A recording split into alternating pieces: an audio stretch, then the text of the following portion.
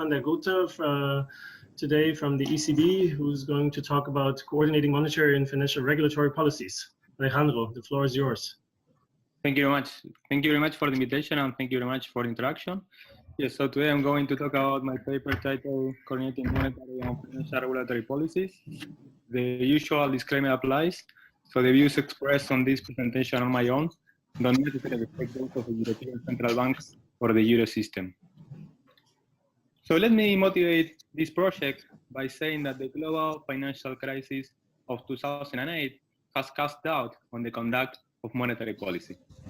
So prior to the crisis, traditionally in developed economies, monetary policy adjusts the short-term nominal rate to maintain full employment and to sustain growth in the economy.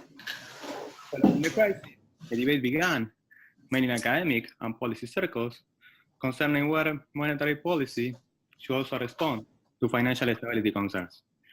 Additionally, this crisis has prompted the development of new macro-prudential policies, which has been particularly designed to address these financial stability concerns. So what I will do in this paper is to study this coordination between monetary and macro-prudential policy, mainly with the objective of jointly stabilizing the macroeconomy and financial markets, and I will focus on the coordination throughout the entire economic cycle. So I will address questions such as, should monetary policy and macroprudential policy coordinate only ex post, I mean in a crisis when financial intermediaries are undercapitalized, or should I coordinate only ex ante, before a crisis when these financial intermediaries are relatively well capitalized? Alternatively, we may think about a situation in which monetary policy and macroprudential policy may coordinate throughout the multiple stages of the economic cycle. And I will address all these questions together. So to address these questions, I will develop a continuous time new Keynesian economy in which there are some financial intermediaries that are subject to some financial. So these financing constraints will occasionally bind in equilibrium, giving rise to an economy which has balance sheet fluctuations. What do I mean by that? So in this economy, economic activity will fluctuate continuously, and in accord with continuous fluctuations in intermediary capitalization, it will transition all along these multiple stages of the economic cycle, in which I mean stages in which financial intermediaries are undercapitalized and there is low credit to firms, and on the other situation, stages in which financial intermediaries are very well capitalized and there is plenty of credit to firms. So the economic cycle will transition all along this continuum. And on top of that, it will react to changes of monetary policy and of macroprudential policy. So in this economy, monetary policy will be the short-term nominal rate, and because I have new Keynesian framework, that rate will affect real interest rate and consumption, economic activity in this model. Our macroprudential policy will be an state contingent capital requirement on financial intermediaries, which will occasionally restrict leverage below the market constraints that follow from moral hazard problems in credit markets. So in this particular economy, to study this coordination between monetary and macroprudential policies, I will compare two specific policy mandates. I will label these mandates a traditional and a coordinating mandate. So in a traditional mandate, we have a standard separation between monetary and macroprudential policy. So this means that these two policy instruments have different objectives and they don't cooperate.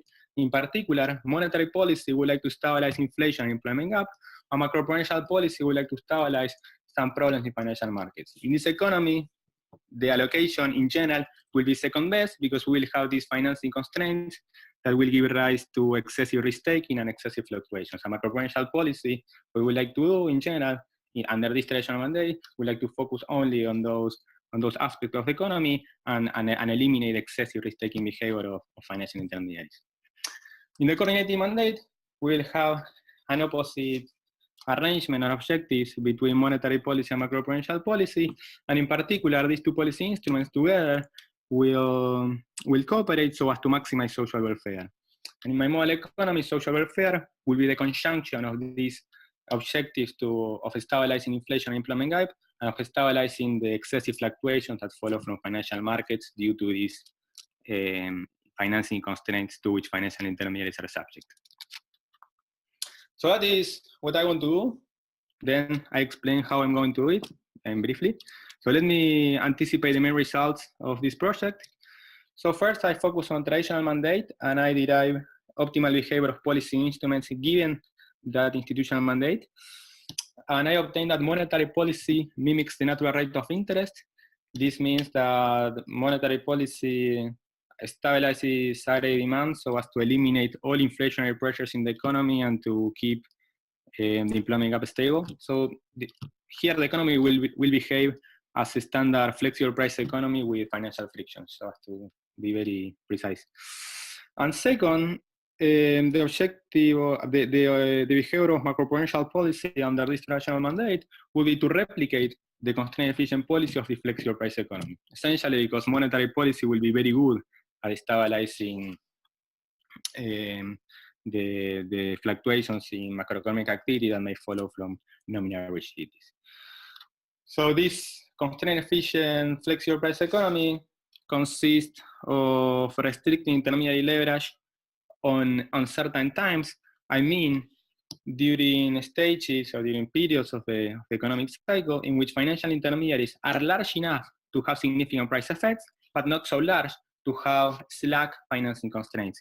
So in this situation, we will have that pecuniary externalities in financial markets will be large enough, and consequently, if policy does not restrict intermediary leverage, this excessive, these pecuniary externalities will give rise to excessive fluctuations and that will place the economy in a second best allocation. So in a coordinated mandate, we'll have that monetary policy will deviate from natural rate in a way to help to stabilize financial markets. A macro-prudential policy will soften its capital requirement relative to the traditional mandate. So more precisely, monetary policy will overstimulate the economy in crisis times when financial intermediaries are undercapitalized, and will slow down the economy in normal times when these guys are well capitalized. And the idea, very broadly speaking, of doing that is to stabilize the fluctuation in net worth so as to keep these fluctuations more stable and consequently allow more stable provision of funds to firms, which ultimately will translate into more stable economic activity. Macro-prudential policy will soften under this coordinated mandate because we'll have monetary policy up to some extent responding to financial stability concerns. So finally, in this project, I do a welfare comparison, and specifically I do a quantitative analysis so as to assess what are the quantitative gains of coordination in this setting. And I obtain, after calibrating my model economy, that these gains amount to 0.07% in terms of annual consumption equivalent. So just think of these gains as a positive number, which is not maybe very large. So put it differently, these gains are positive but not so significant, at least through the lens of this particular model economy. So this is the spirit of this project. Let me... Alejandro, if I may ask a quick question. So this is about the cycles rather than crises or boom-bust kind of analysis. Is this right? Or yes, 100%. I completely agree. It's about financial conditions and how these financial conditions will ultimately translate into economic cycles, into smooth fluctuations or in economic activity, which potentially can be large, of course. But it's all about these transitions throughout a continuum variable, let's say. Okay, but not about the prevention of boom-bust type of cycles. This is about the business cycle, essentially. Yes, yeah, okay. Yes, I mean, we can think of an economy of business cycle in which there is also a probability of this business cycle of really declining and having, let's say, contraction of output of 10%. But what I want to emphasize is, like, I will focus on how this on how the economy transitions through these stages of good times to bad times, and what to do in each specific phase of the cycle so as to maybe keep it more stable in the long run. Okay. Mm-hmm. So anyway, so let me skip this slide. So of course this is very important topic, and my paper relates to several papers. So what I will do in the remainder of the presentation is essentially to first introduce the model economy. So this model economy will have this new Keynesian component and this financial intermediation and macroeconomic component. This will build on the literature as pointed out in the papers in Brown. Then what I will analyze this model economy, I will define the competitive equilibrium, and what I really would like to do in this second stage of the presentation is to identify the sources of inefficiency. Why? Because I want to pinpoint what are the problems in this economy, and these problems essentially will give rise to objective for policy instruments. So this is maybe in line with an approach of Fabian Bernin, in which they emphasize a lot that to define monetary policy and macro-prudential policy and to talk maybe about normative aspects of these two instruments, it's important to be very clear on what are the inefficiencies generating wages or losses in this particular economy. And after doing that, I will conduct the policy exercise. I will derive optimal policy under each mandate, and ultimately I will conduct the quantitative analysis to do the social welfare comparison. So let me then begin with the introduction of the model. I'll focus first on the new Keynesian component. So this is very standard. We have some continuum of intermediate firms producing some intermediate goods out of labor and capital services. They have access to this Cobb-Douglas production technology. Then we will have that exogenous TFP in this production technology will fluctuate according to that specific law of motion. What I want to emphasize here is that in this economy, the only source of fluctuations, the only shocks in this economy are TFP shocks. So put it differently, think about a new Keynesian economy with supply shocks. That will, of course, affect the productivity of firms in the economy. Then I will have the standard CGS aggregator that will transform these intermediate goods into a final consumption good. And in this particular economy, concerning firms, we will have that these firms will adjust the prices that they set for intermediate goods according to Calvo. So this means that they can only adjust their price only when they are hit by a Poisson shock, which is IID across time and which is IID across firms, and it will be, of course, exogenous.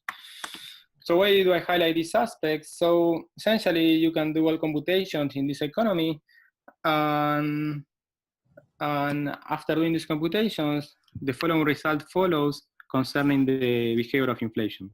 So in this economy, what matters is like inflation is locally deterministic. This means intuitively that inflation evolves much less quickly than TFP and the financial variables in the economy. Why do I highlight this property of the model? Because of two reasons. The first is like this last equation, the equation of inflation gives, let's say, a sharp characterization of inflation dynamics in this economy. And in particular, it captures the notion that prices are sticky, meaning that they will evolve much slower than the speed at which real variables evolve. And second is that in this economy, what actually happens one thing that happens is that nominal prices are much more sticky and consequently slow-moving variables related to real variables. And hence, in this economy, if you disregard inflation, you will have some troubles, but very in the future. On the other hand, if you disregard financial markets or economic activity or variables that affect real economy, you will have problem, but much closer into the present time. So let's say you will have problems much more directly. And this actually means that in this type of economies, monetary policy has some sort of an incentive to respond to financial stability concerns, mainly because of that. Because essentially, if you regard these financial stability variables, then the economy will end up quickly in trouble. So that being said, let me switch to a part that focuses on the financial markets on this economy. So here I will have two agents, financial intermediaries and households. These two agents will be the guys that provide capital services to firms. I will assume, following Brunner and Sanico, that financial intermediaries are more proactive at providing these capital services related to households. So how do I embed that idea in the framework? So I assume that there is some stock of physical capital, here denoted by K upper bar, and I assume that out of that unit of physical capital, financial intermediaries can provide more capital services to firms, always relative to households. This means that K without upper bar, that are the capital services to firms, are greater when the financial intermediaries hold and rent out this physical capital to the firms. So then this will create a motive for financial intermediation in the economy. Then I will have financial intermediaries behaving very similar as in Gertler, Karadi, Gertler, and Kiyotaki. So these guys will pay dividends periodically to households according to some Poisson rule. They will maximize the dividend payout that they make to each households. They will be able to take debt. Specifically, they will be able to issue deposits to take leverage position on this physical capital. Here, QT is the price of the physical capital, BT is the amount of deposits, and N is net worth. The key friction that financial intermediaries are subject to is that they face a moral hazard problem. This means, in particular, that they can divert the fraction 1 over land of their assets at the expense of losing access to that intermediary company. This is important because this will create, this will put restriction on the assets of financial intermediaries and equilibrium. It will create a leverage constraints. I will show that at the very end of this slide. And this matters, why? Because it will justify the need for macro-prudential policy in this setting. So because financial intermediaries are subject to this constraint, which in turn will depend on asset prices in the economy, overall, a laissez-faire economy will be constraint efficient, and hence, macro-prudential policy by occasionally restricting leverage will be able to improve upon that second best allocation. So notice here that the macro-prudential policy that I will introduce will be a capital requirement on financial intermediaries, will be common to all financial intermediaries, and will be contingent upon the state. So, Alejandro, can I ask you about this K upper bar again? So is it the AH, is this 1? H? Or AH, A subscript H. Yes, and it will be lower when I calibrate this economy. AF will be 1 and HS will be a number lower than that 1. Okay. So then this last equation essentially shows the dynamics of net worth on the intermediary sector. Essentially says that they obtain higher returns when the return on the asset is larger, and and at the same time they will suffer losses when let's say when the deposit rate, which is the difference between the nominal rate and inflation, is big. So in this economy, this IT will be the nominal rate, which will be the nominal rate on deposits, and because monetary policy will be able to affect the deposit rate or the short-term rate in the economy through open market operation, it will also be the policy rate in this particular economy. So this is very standard portfolio problem. So the typical trick in this type of problems are to assume that this value, capital V, this franchise value of financial intermediaries are proportional to net worth. When you do that, you obtain a linear portfolio problem. You obtain that the original incentive compatible constraint, I mean the second constraint in this slide, becomes into a standard leverage constraint. This leverage constraint, as you see, will depend on Tobin's Q, which is this small BT, and because Tobin's Q will depend on asset prices, ultimately will encode these peculiar externalities that potentially may give rise to excessive fluctuations in financial markets. Of course, Tobin's Q is the marginal value of wealth in the hands of financial intermediaries. So let me briefly describe how to solve the problem of these financial intermediaries. So because this linear problem will have very linear behavior, so essentially if these guys prefer this physical capital to deposits, they will hit the leverage constraints, and otherwise they will be indifferent. I don't consider the case in which they may prefer deposits to physical capital in equilibrium, because I want to focus on the situation in which these guys borrow through deposits, take leverage a position of physical capital, and expand their asset size so as to provide more capital services to firms. So essentially, the condition below here says that these financial intermediaries prefer this physical capital to deposits when they obtain positive risk-adjusted excess return over deposits out of investing on this physical capital. It's a standard condition on asset pricing. So as I mentioned before, the towing skew will be a measure of the present discounted value of profit flows in this economy. So you can do all computations again, and you can show in this frame that this VT solves an asset pricing condition in which dividend yields are this term below. So first of all, what do I mean by this? So usually in an asset pricing condition, dividend yields pin down the fundamentals of the economy, so that if you, just by looking at the dividend yield component, you understand what is the specific variable that gives value to the towing skew or to whatever variable that you would like to write. And the expression below essentially says that this dividend yield component in the case of the towing skew is just the product of the average multiple and the excess return on physical capital. So remember, the business of financial intermediaries is to borrow short term to invest in this physical capital. So essentially, profitability will be its leverage multiple times the return on that specific activity. Because towing skew has that term in dividend yield component, it means that it will reflect the value of that business model. So just to build up more intuition, what will happen in this economy is that if these financial intermediaries, let's say, are constrained and these dividend yields are high, the towing skew will be temporarily high as well. And the opposite will happen if these financial intermediaries are well capitalized and excess returns are low. So as to, that will maybe helps to illustrate how marginal profits in financial intermediaries fluctuate cyclically in the economy. So remember that I have a closed economy, and the guys who will close this economy will be households. So what I want to show in this slide is the problem of household is very standard.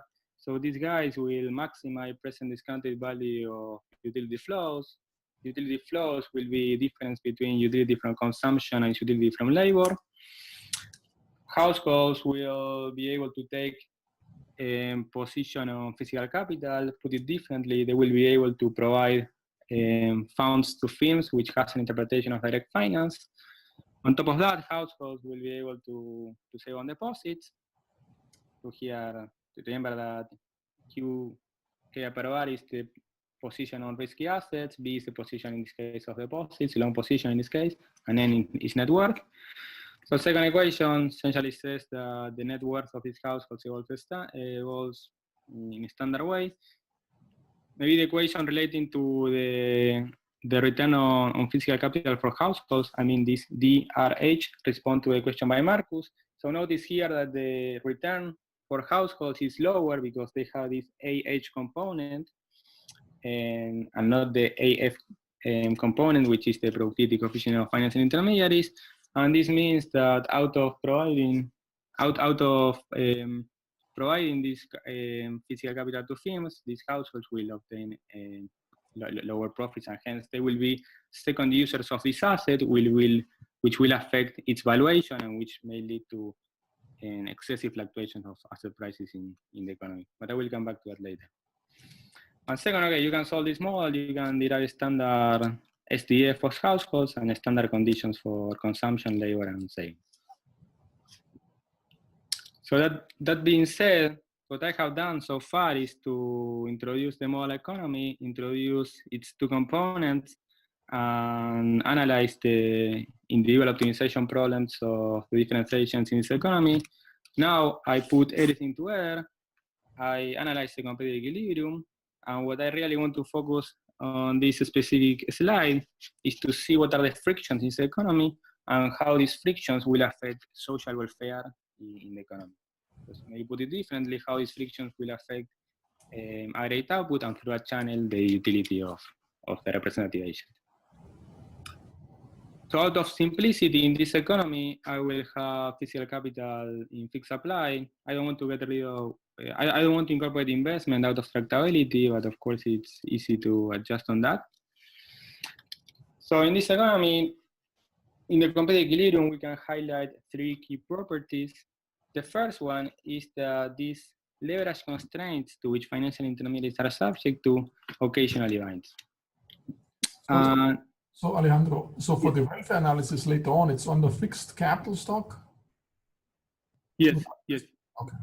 But I can put investment in some sense. This is, I know, a bit more tractable, and hence that's why I'm focusing for the moment on this particular case. But the small welfare effects, do you think they will remain if you allow for investment? Because investment moves around a lot in the real world, at least. No, yes, I agree. So maybe, I mean, this is the reason why for a moment, the differences in terms of social welfare levels are not so large between this traditional coordinated mandate. So potentially adding investment may amplify those gains. So, okay, just coming back to this equilibrium result. So I have the first result that matters for understanding how social welfare behaves in this economy is that this leverage constraint occasionally binds. So broadly speaking, in this economy, we can find two regions. We can define two regions. In a region in which this constraint binds, what we have is that financial intermediaries do not provide all capital services to firms. Households step in and also provide some capital services to firms. So this means that the allocation is inefficient. And of course, this happens because in this situation, financial intermediaries are undercapitalized and consequently cannot clear the market of physical capital in equilibrium.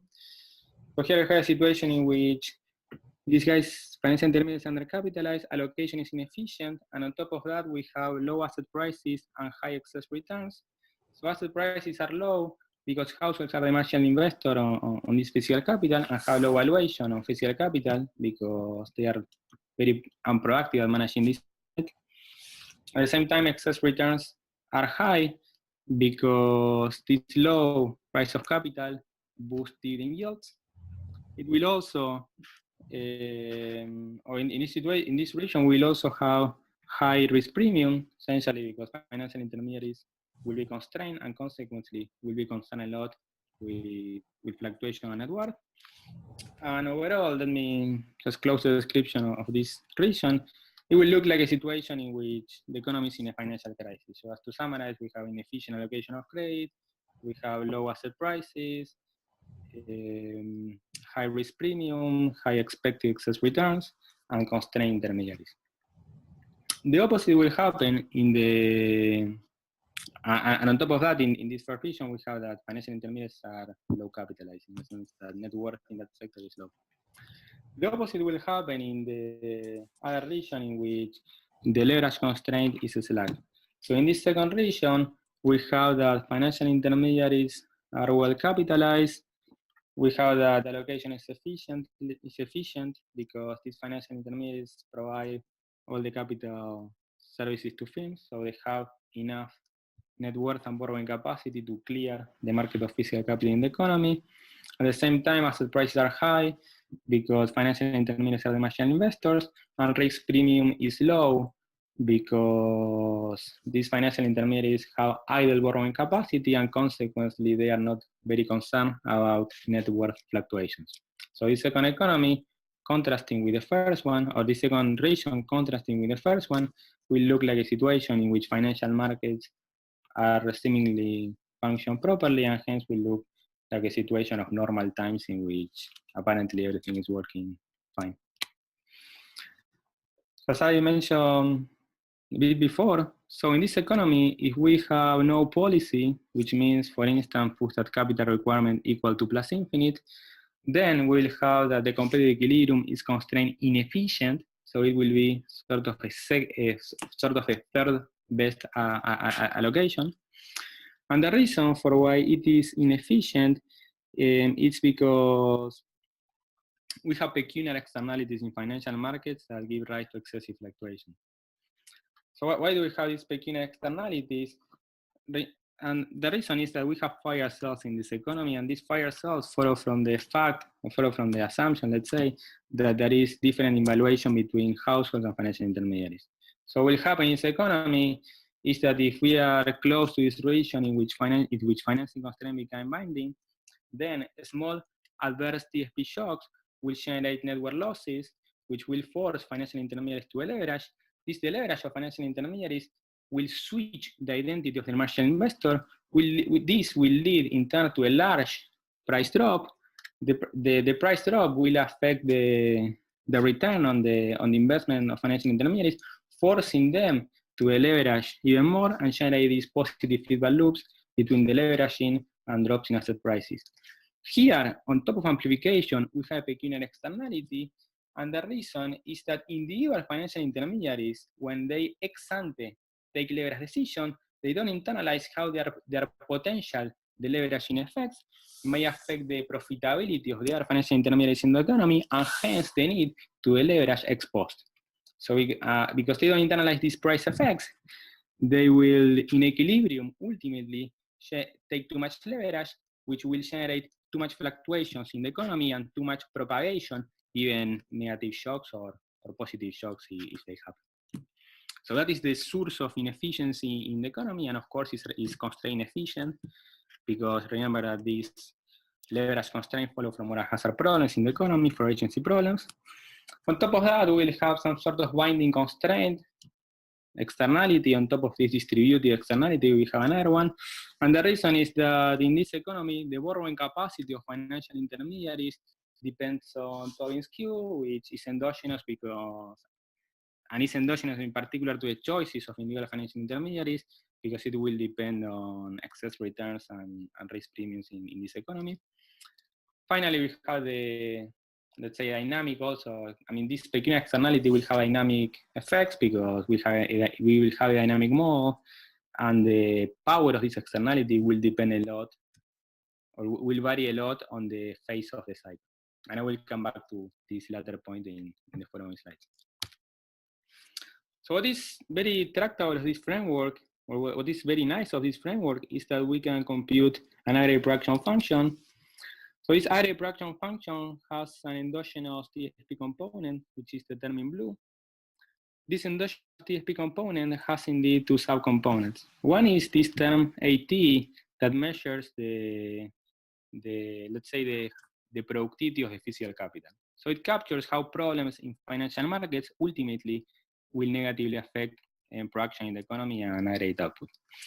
And the second component, this omega, follows from the presence of nominal rigidities. So remember that in this economy we have nominal rigidities as in Calvo, and this implies that the inflation is not keep stable, in particular at zero. We'll have price dispersion, we'll have disruption in the price system that ultimately will affect the informational content of relative prices, and that will lead to inefficiencies in production.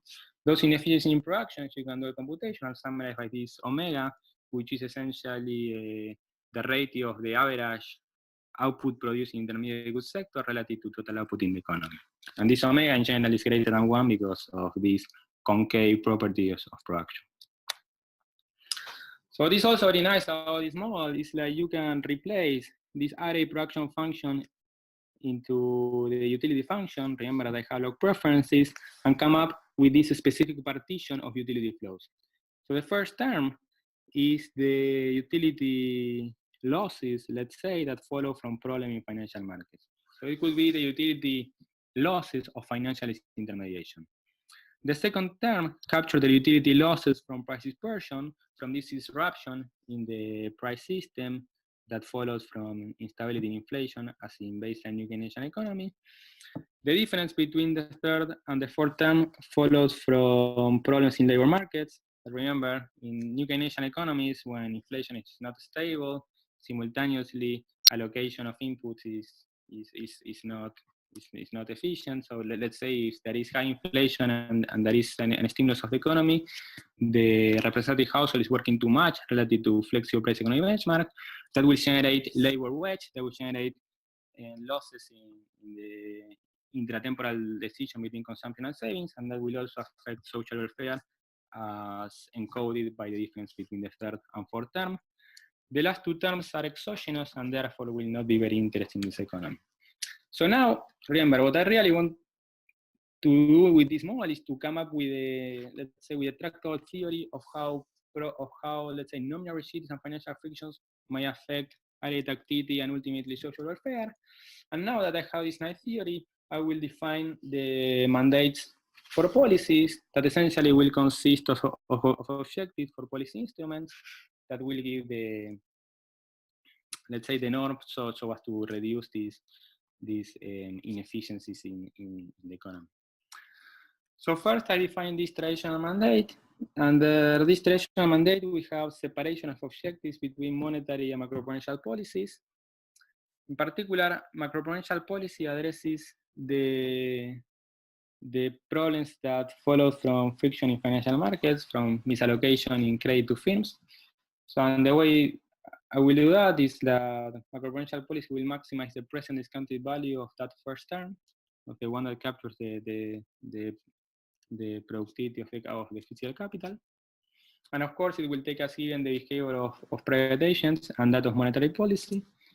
In this traditional mandate, monetary policy will address these problems related to price dispersion and to the employment gap. And of course, taking as given the competitive equilibrium and the rule for macro-prudential policy.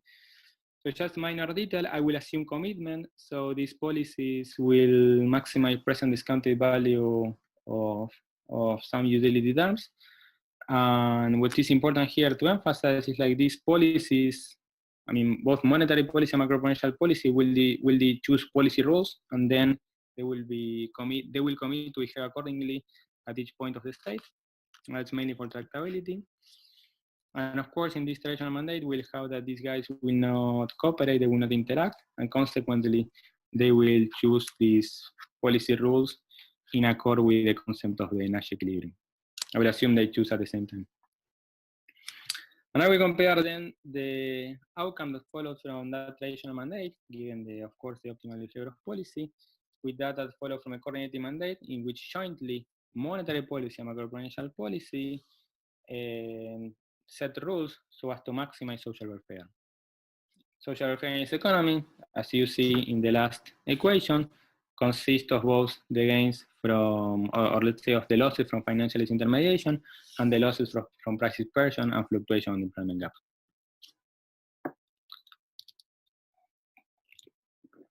So that is the big picture in terms of the assignment of objectives between monetary and macro-prudential policy. Let me now then describe the behavior of policy under this traditional mandate. In this mandate in which we have separation of objectives between monetary and macro-prudential policy. So first I obtained that monetary policy mimics the natural rate of return. So remember that we have a new Keynesian economy. Consequently, if we mimic natural rate of return, monetary policy will be able to stabilize inflation, employment gap.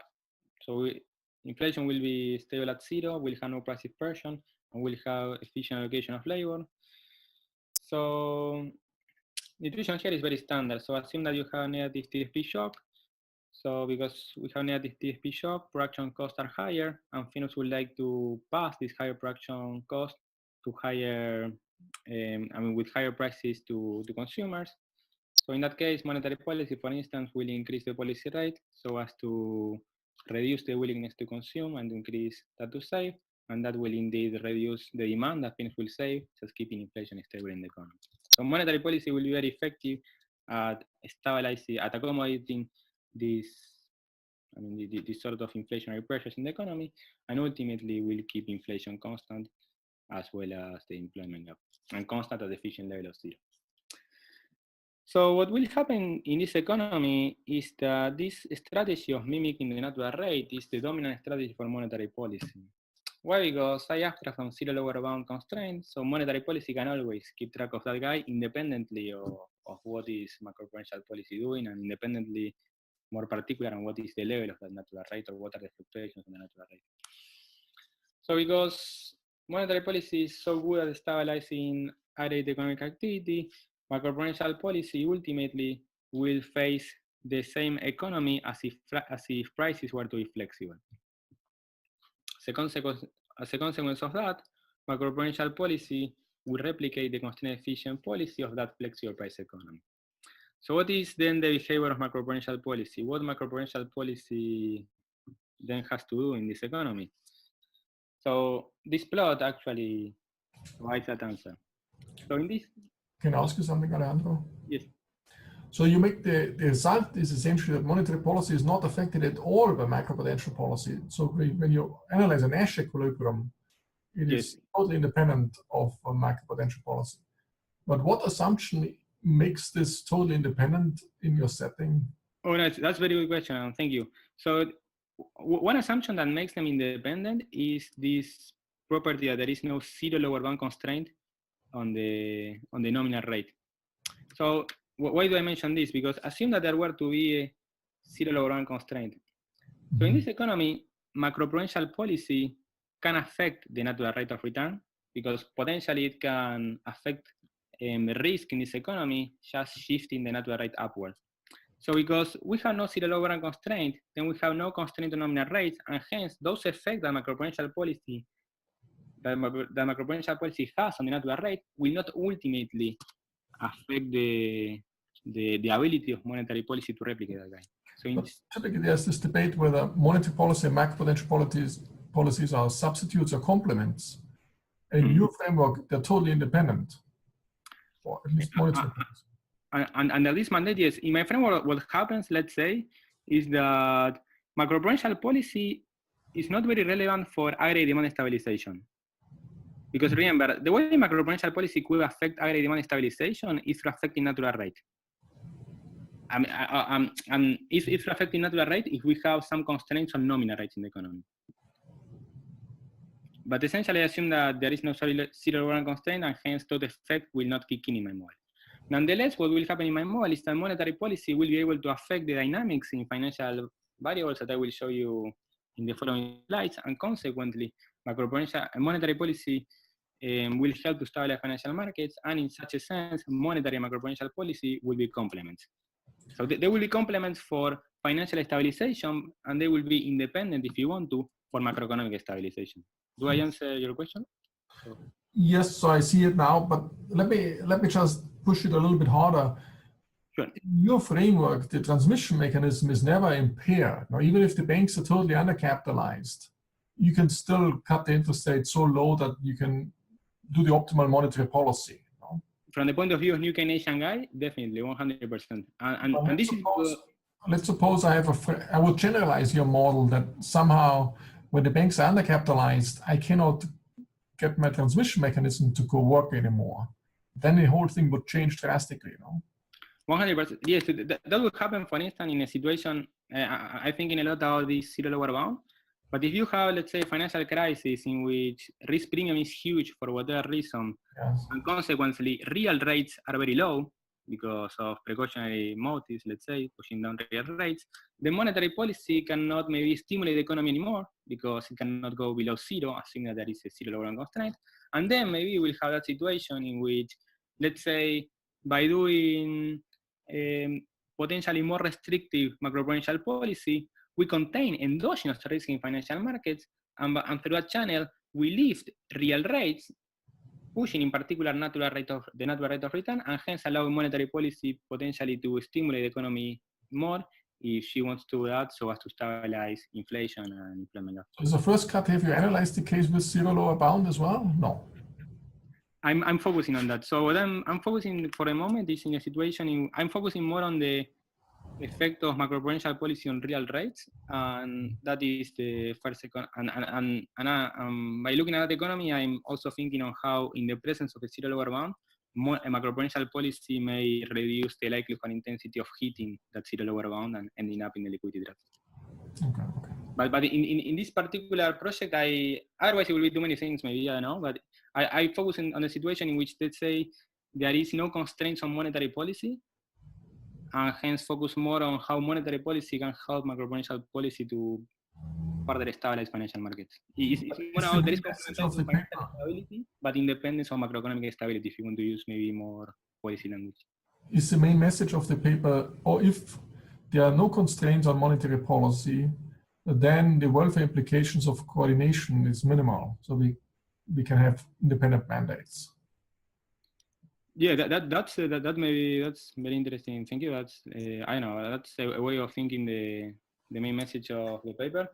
On top of that, it's also how monetary policy can. I mean, it's also emphasizing the mechanism through which monetary policy can help to stabilize financial markets, and I will come back to that in the next two slides.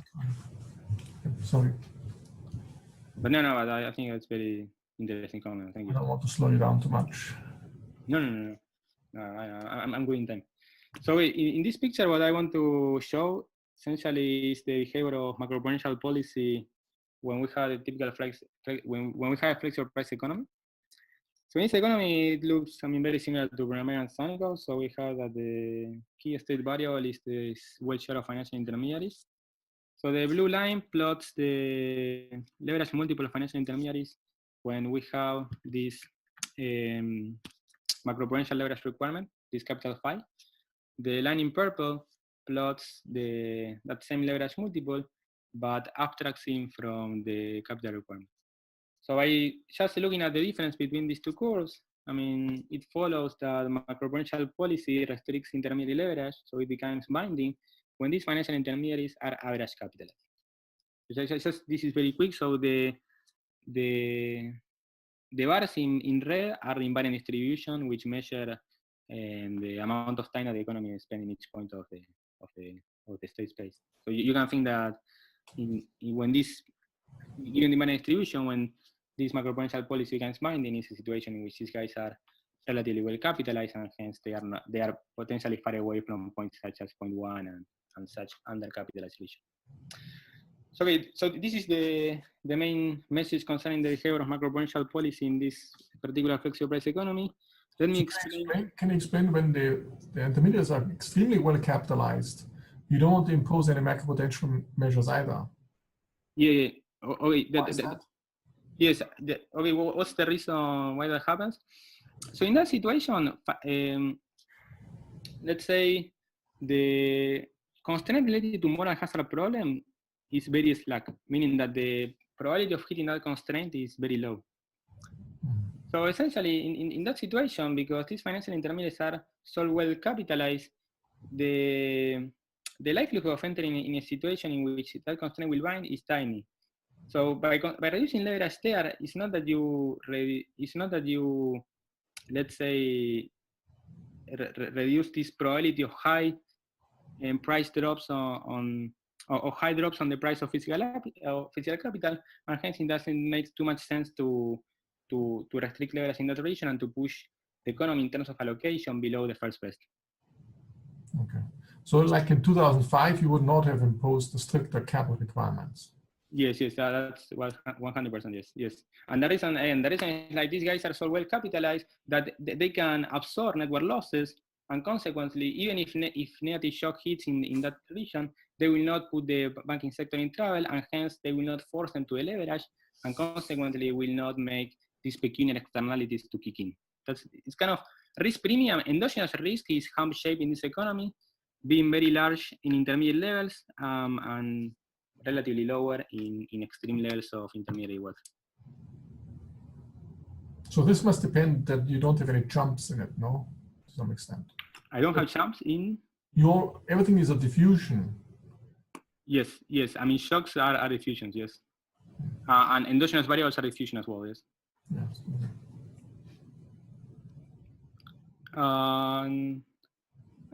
Okay, I will describe this slide very fast. So what I want to use is the plots below is to understand what is the logic behind this macro-prudential policy. So in one sentence, the reason why macro-prudential policy restricts leverage on that intermediate region is that on that region, financial intermediaries are, let's say, large enough to have significant price effects. So pecuniary externalities are huge, but not so large to have enough borrowing capacity to absorb negative shocks without the leveraging. So let's say that in that region, these endogenous risk and these endogenous fluctuations are very large. And by comparing the constraint efficient allocation with the laissez-faire allocation, the one in which there is no policy, you can get maybe you can get a sense of how macro-prudential policy is improving the allocation. So specifically, what I want to emphasize is in the plot at the right, we see that the slope of the price of capital is very flat in that region in which macro-prudential policy becomes binding. And the reason is that in that region, macro-prudential policy, by being binding, keeps constant the identity of the marginal investor. So households are always marginal investor, and that prevents that even if financial intermediaries have to sell physical capital, there is no change on this identity of the marginal investor, and hence there is no kind of discrete jumps on price of capital. This makes price of capital much more stable. Consequently, this makes the net worth of financial intermediary much more stable and allows the economy to spend more time in that region, which is relatively good for the allocation, because in that region there is, on average, a lot of funds provided to firms. And the second plot points out how the Tobin's cube behaves when we have this optimal regulation. So now, because risk premium is high, is lower, then we have the business of financial intermediation is more stable and has more profitable. That improves the value of financial intermediaries, allowing to borrow more all over the state space. And this helps to improve social welfare because this relaxes the problem that comes from moral hazard problems, making the true inefficiencies in the economy to be less severe. And of course, will, for instance, allow financial intermediaries to borrow more in crisis, and hence will smooth fluctuations that follow from problems in intermediary network. So that being said, let me now switch to the behavior of policy under this coordinating mandate. So as I mentioned before, we had that monetary policy deviates from natural rates, and that macro-prudential policy is soft and relative to traditional mandate. So the plot on the left shows the behavior of monetary policy. It uses employment gap, but it's the same as policy rate. Essentially, this is a typical feature of new Keynesian economy, in which if you reduce too much policy rate, you stimulate the economy and hence boost the employment gap, and you do the opposite if you increase the policy rate. So what this plot at the left says that monetary policy is stimulating too much the economy relative to flexible price economy benchmark when financial intermediaries are undercapitalized. And it's doing the opposite when financial intermediaries are well capitalized. So let me explain why monetary policy is behaving in this way. This is one of the mechanisms that I would like to emphasize and highlight with this project. So in order to explain that, I will compare three candidates' monetary policies. So the first one is a permanent monetary expansion, meaning that we always stimulate the economy to place RA labor above the flexible price economy benchmark. The second one is a combination of Greenspan put and lean against the wind. So what do I mean by this? Is that Greenspan put is that idea of stimulating the economy. Let me come back to the previous slide, to stimulate the economy in crisis times when financial intermediaries are undercapitalized. And lean against the wind is sort of the opposite idea, to slow down the economy relative to a flexible price economy benchmark when financial intermediaries are well capitalized. And what I consider in that second case is only a Greenspan put or only a lean against the wind, but not both, as you see in the plot of the left. And finally, of course, I will argue that the one that combines this Greenspan put and leans against the wind is the optimal policy. So let me begin with the first, with this notion of permanent monetary expansions, so as to stimulate the economy always. So this particular policy will not work very well in this economy because of the following reason. So when you stimulate the economy in this permanent fashion, you stimulate the dividend returns, the RKT in the economy. I mean, let's say you boost the return on capital. The problem is that the price of capital also increases and increase 1-to-1 because price of capital essentially is a present discounted value of those dividend returns. So what is the meaning of this? This means that in this particular economy, you will not increase dividend yields, and consequently, you will not increase the profitability of financial intermediation.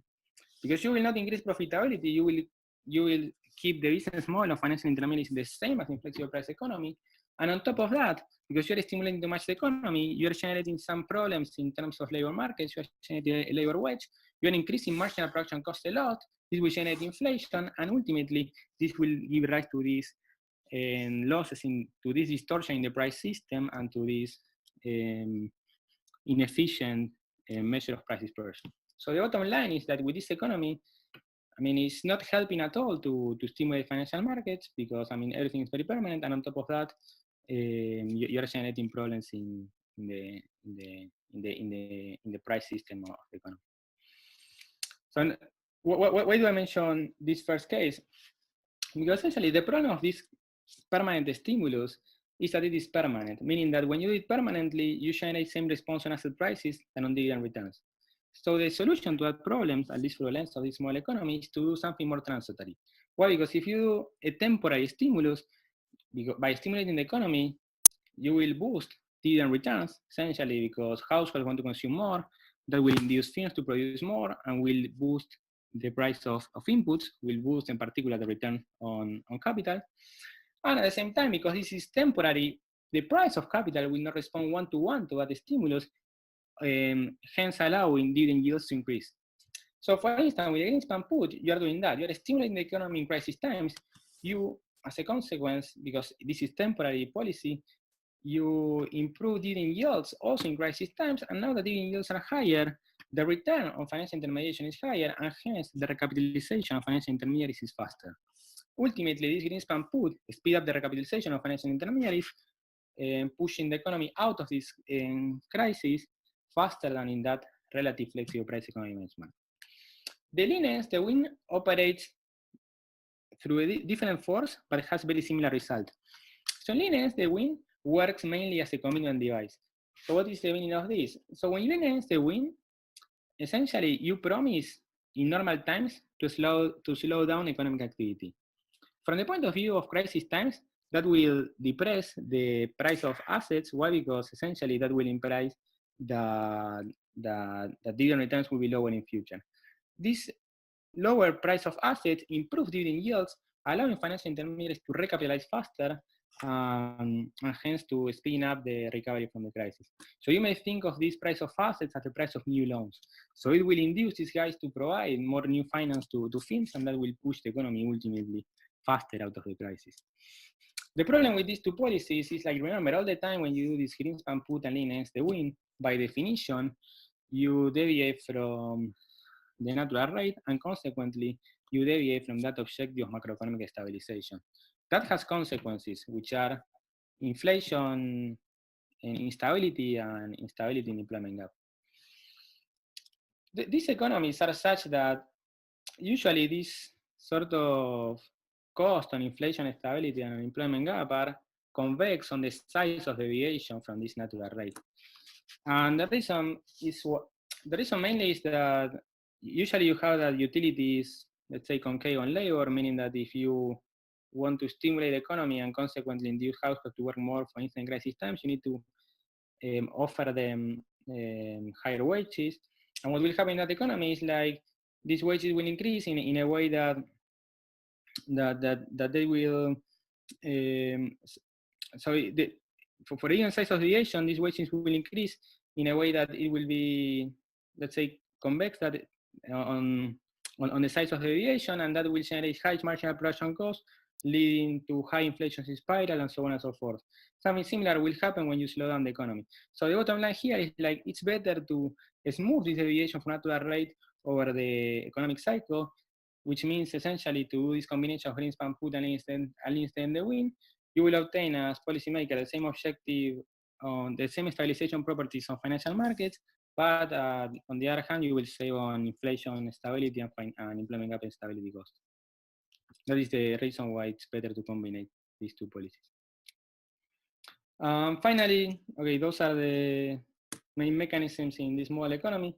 Let me talk more about the calibration and the quantitative results. So, okay, I use essentially standard parameters for the calibration.